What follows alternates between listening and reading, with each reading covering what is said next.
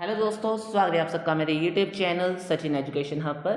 तो दोस्तों, आज हम डिस्कस करने वाले हैं ट्रांसपोर्टेशन प्रॉब्लम के बारे में। तो ट्रांसपोर्टेशन प्रॉब्लम के जनरली हम यहाँ पे न्यूमेरिकल सीखेंगे, जिसमें कुछ फर्दर केसेस हैं, जैसे कि इनिशियल फिजिबल सोल्यूशन निकालना और ऑप्टिमल सोल्यूशन के बारे में बात करना विद यूवी मेथड और optimal solution with degeneracy.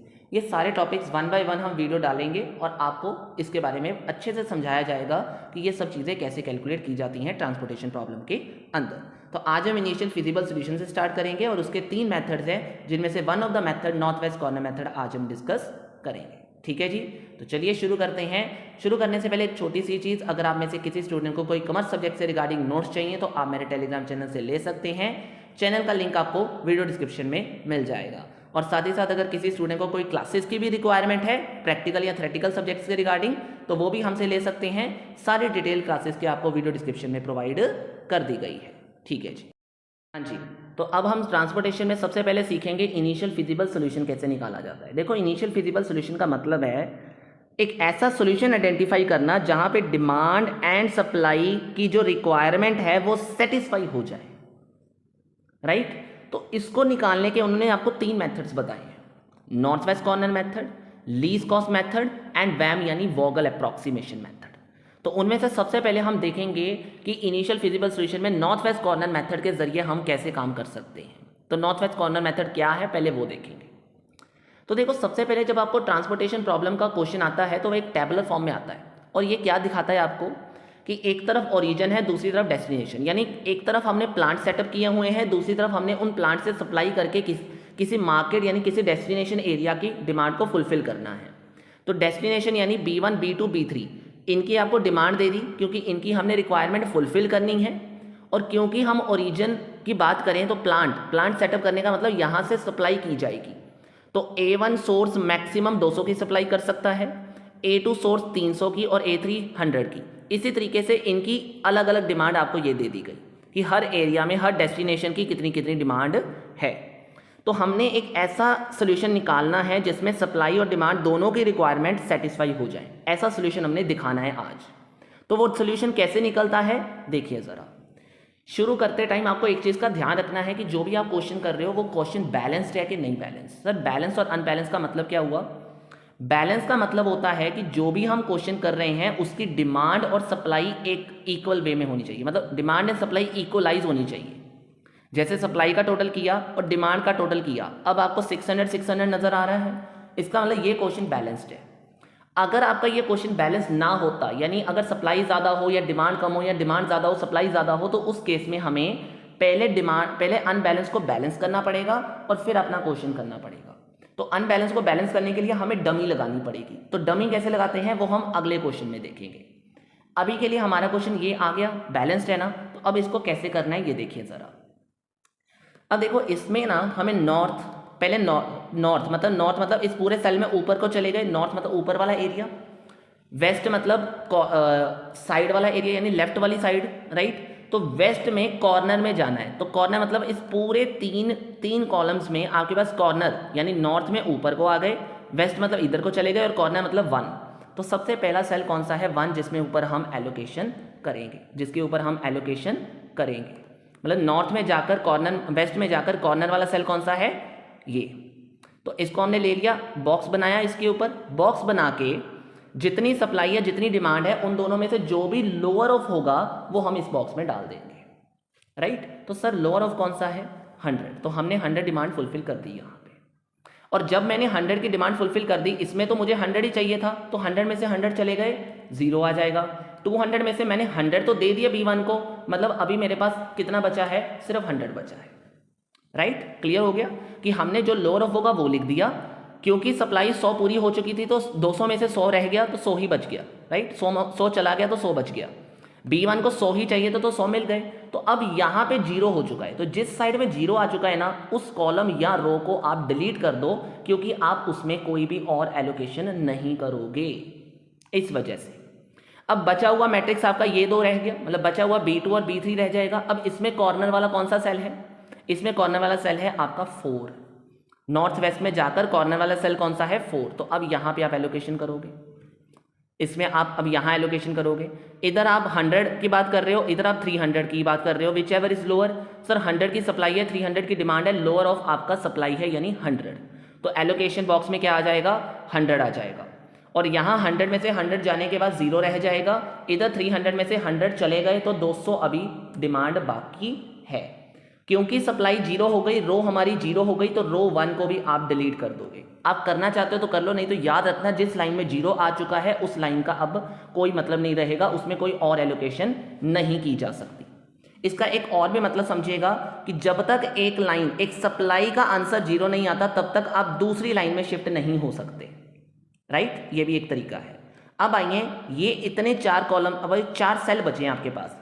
In 4 cell में नॉर्थ यानी ऊपर को जाइए, वेस्ट यानी साइड में यानी लेफ्ट में जाइए, और कॉर्नर मतलब 5, तो 5 के ऊपर अब आप आपकी अपनी नेक्स्ट एलोकेशन करोगे, राइट। इसका मतलब ये भी हुआ कि आप A1 में कर नहीं सकते थे, वो डिलीट हो गया, B1 कर में नहीं सकते, वो डिलीट हो गया, अब बचा कौन सा, B2। तो सबसे पहला सेल B2 है तो B2 में एलोकेशन की जाएगी। आप इसे ऐसे भी कह सकते हो, अदरवाइज नॉर्थ वेस्ट वाला तरीका भी आप कर सकते हो, राइट। तो अब इधर है 300, इधर है 200, तो which ever is lower sir, तो लोअर ऑफ है हमारा 200, तो यहाँ 200 आ जाएगा, तो इसमें 0 आ जाएगा, इसमें 200 जाने के बाद हमारे पास 100 पेंडिंग रह जाएगा। क्योंकि B2 की डिमांड फुलफिल हो चुकी है तो अब B2 भी क्या हो जाएगा, डिलीट हो जाएगा। Is it right sir. तो अब क्या बचा आपके पास, क्या बचा आपके पास सर, ये 5 और 3, तो सबसे कॉर्नर में सबसे ऊपर जाकर नॉर्थ में कौन सा सेल है सर, 5, तो अब अगला सेल कौन सा है, 5, तो 5 के ऊपर एलोकेशन कर दी जाएगी। Is it right sir. तो 5 के ऊपर जब हम एलोकेशन करेंगे, इधर 100 रह गया, इधर 200 रह गया, तो which ever is lower sir, तो 100। तो अब हमारे यहाँ बॉक्स में कौन सी वैल्यू आएगी, 100, एलोकेशन बॉक्स में कौन सी वैल्यू आएगी, 100, तो 100 में से 100 चले गए 0, अब 200 में से 100 चले गए तो 100 आ जाएगा। अब बचा, अब यहाँ पे 0 होने के बाद जो ये A2 है रो, ये भी 0 हो गई, तो यहाँ पे भी आप इसको डिलीट कर दोगे। अब कौन सा सेल बचा सर, एक ये बचा, और मतलब एक 3 बचा, एक 3 नंबर बचा है जिसमें A3 भी अभी 0 होना बाकी है, B3 भी अभी 0 होना बाकी है, तो ऑफकोर्स अब बचा हुआ सेल एक ही है, तो उसके ऊपर आप एलोकेशन कर दोगे। अब इधर भी 100, इधर भी 100, तो इसका मतलब अब सप्लाई भी 0 हो गई, इसका मतलब अब डिमांड भी 0 हो गई, इसका मतलब अब सप्लाई भी डिलीट हो गई, मतलब सप्लाई भी फुलफिल हो गई और डिमांड भी आपकी फुलफिल्ड हो गई। तो इसका मतलब है डिमांड और सप्लाई दोनों की रिक्वायरमेंट सेटिस्फाई हो चुकी है। अब हमें लास्ट आंसर बताना होता है कि ट्रांसपोर्टेशन कॉस्ट कितनी बनी इसकी, इस मेथड से आपकी ट्रांसपोर्टेशन कॉस्ट कितनी बनी। अगर आप लगाना चाहते हो तो कैसे लगाओगे, जितने भी आपके ये एलोकेशन बॉक्सेस हैं इनके साथ इनकी कॉस्ट को मल्टीप्लाई कर दो। मतलब सर जैसे A1 का है 100 आ गया, सेकेंड 100 आ गया, 200 आ गया, 100 आ गया एंड 100 आ गया। कैसे लिखा सर, पहली रो में 100 है वो लिख दिया, दूसरी रो में 200 लिख दिया और थर्ड रो में 100 लिख दिया, 100 200 एंड 100, राइट। इनके साथ इनकी कॉस्ट कितनी है 1 4 5 5 एंड 3, वो माइनस कर, वो मल्टीप्लाई कर दो, तो 1 4 5 5 एंड 3, इन दोनों को आपस में मल्टीप्लाई कर दो, तो क्या निकल के आ जाएगी आपकी टोटल कॉस्ट, आपको पता चल जाएगी। ये लीजिए सभी को मल्टीप्लाई करा और टोटल कॉस्ट आप इनको ऐड करके देख लो, तो 2300 आपकी टोटल ट्रांसपोर्टेशन कॉस्ट इसमें आपको नजर आ जाएगी। आई होप ये चीज़ आपको अब क्लियर हो गई है, राइट। तो this is the first method of, मतलब first balance thing of the north west corner method. अब अगर हम अनबैलेंस की बात करें तो अनबैलेंस का क्वेश्चन आपके सामने है। कैसे सर, अनबैलेंस मतलब पहले बताइए। अनबैलेंस का मतलब है, देखो मैंने ऊपर भी बताया आपको, अनबैलेंस का मतलब है कि आपने जब इसको चेक किया तो सर सप्लाई जो है आपके पास, सप्लाई जो है आपके पास अब वो आ रही है 700 और डिमांड आपके पास आ रही है 600, तो ऑफकोर्स 100 की डिमांड शॉर्टेज हो रही है। तो पहले आप क्या करोगे, जिस साइड में भी आपको डिफरेंस नज़र आ रहा है उसमें एक एडिशन कर दोगे कॉलम या रो की। तो अब आपको किस में करना पड़ेगा सर, 600 है ना डिमांड, तो डिमांड किस साइड में है, कॉलम वाइज, डिमांड किस साइड में है, कॉलम वाइज, तो एक कॉलम ऐड करना पड़ेगा आपको। कैसे सर, ये देखिए, अब एक B4 कॉलम बनाना पड़ेगा, उसमें आपको जो जितना डिफरेंस था, डिफरेंस कितना था 100 का, उतने यूनिट्स आपको ऐड ऑन करने पड़ेंगे, क्योंकि डमी की कोई कॉस्ट नहीं होती, डमी का कोई टाइम नहीं होता, रिसोर्सेज नहीं होते, तो उसमें आपको 0 लिखना है, राइट। तो अब आपका जो ये बैलेंस्ड है वो हो, मतलब अब जो आपका टोटल है वो बैलेंस हो जाएगा, 700 इंटू 700 और 700, सप्लाई भी इक्वल और डिमांड भी इक्वल। सिंपल सा क्वेश्चन था, कुछ भी इसमें है नहीं, सिंपल सी ट्रिक है, सिंपल सी चीज़ है, राइट। तो बस आपने अब देखो, अगर सप्लाई कम होती तो फिर आप रो वाले को एडिशन में कर लेते हैं, मतलब फिर रो में जितना डिफरेंस होता है उसको कवर करके सप्लाई को डिमांड के बराबर कर देते हैं, वो भी कोई मुश्किल चीज़ नहीं है। ठीक है, जितना डिफरेंस है उतना डाल दो आप टोटल वाले कॉलम में और बाकी 0 0 0 ही आएगा, क्योंकि डमी का कोई टाइम कॉस्ट होती नहीं है। अब कैसे करनी है एलोकेशन एक बार फिर से सीख लीजिए सर। तो सबसे पहले नॉर्थ वेस्ट कॉर्नर में सबसे पहला सेल हो गया ये। अब इधर है 200, इधर है 100, तो क्या आएगा सर? ऑफ कोर्स 100 आएगा। तो अब 100 में से 100 चले गए 0, 200 में से 100 जाने के बाद 100 रह गया, तो जिस साइड में 0 आ चुका है उसको डिलीट कर दीजिए। और अगर डिलीट करना है तो मतलब क्या निकला? अब उसमें से कोई और एलोकेशन नहीं हो सकती। अब A1, अब अगला इस एरिया में इन तीनों में आपके पास नेक्स्ट एलोकेशन कहाँ की जाएगी? नॉर्थ में चले गए, वेस्ट में चले गए, और कॉर्नर वाला कौन सा सेल है? 4, तो 4 के ऊपर आ गए, तो 4 में एलोकेशन करी। इधर 100 है सर, इधर 100 है हमारा, इधर 300 है, तो which ever is lower sir? 100 is lower. तो 100 में से 100 चले गए 0, 300 में से 100 चले गए तो 200 अभी पेंडिंग है। तो इस साइड में आपका अब सप्लाई 0 आ गई, इसका मतलब सप्लाई भी डिलीट हो जाएगी, पहली रो डिलीट हो जाएगी। अब इन एरिया में आपके पास जो ये 5 5 0 3 3 0 बचा है, इसमें नॉर्थ वेस्ट कॉर्नर कौन सा बचा सर? ये वाला 5, ये वाला 5। अब यहाँ पे 300 है सर, अब यहाँ पे 200 है, यहाँ 3 और यहाँ पे 2, मतलब इधर से आओगे तो डिमांड 200, इधर से जाओगे तो 300 supply, which ever is lower sir? 200 is lower. तो डिमांड पूरी हो गई 200 से 200, और 300 में 200 जब हमने लेस कर दिए तो 100 अभी यूनिट्स बैक की हैं। तो अब डिमांड क्लियर होने से क्या हुआ? सेकंड कॉलम भी आपका डिलीट हो गया, क्योंकि B2 की डिमांड फुलफिल्ड हो चुकी है। अब 5 3 0 0 इस एरिया में north west corner method, north west corner cell कौन सा है सर? 5, तो ये अगेन यहाँ पे आपकी एलोकेशन कर दी जाएगी। इधर 100 है, इधर 200 है, तो अब कौन सा लोअर ऑफ हुआ सर? अब 100, तो अब आपकी सप्लाई 0 हो जाएगी, क्योंकि 100 की 100 सप्लाई पूरी हो गई। इधर 200 में से 100 यूनिट इनको मिल गए, तो 100 अभी देने बाकी हैं। तो अब आपकी सेकंड रो की सप्लाई जो थी वो भी, यानी सेकंड A2 की जो सप्लाई थी वो भी पूरी हो गई, तो अब वो भी डिलीट हो जाएगा।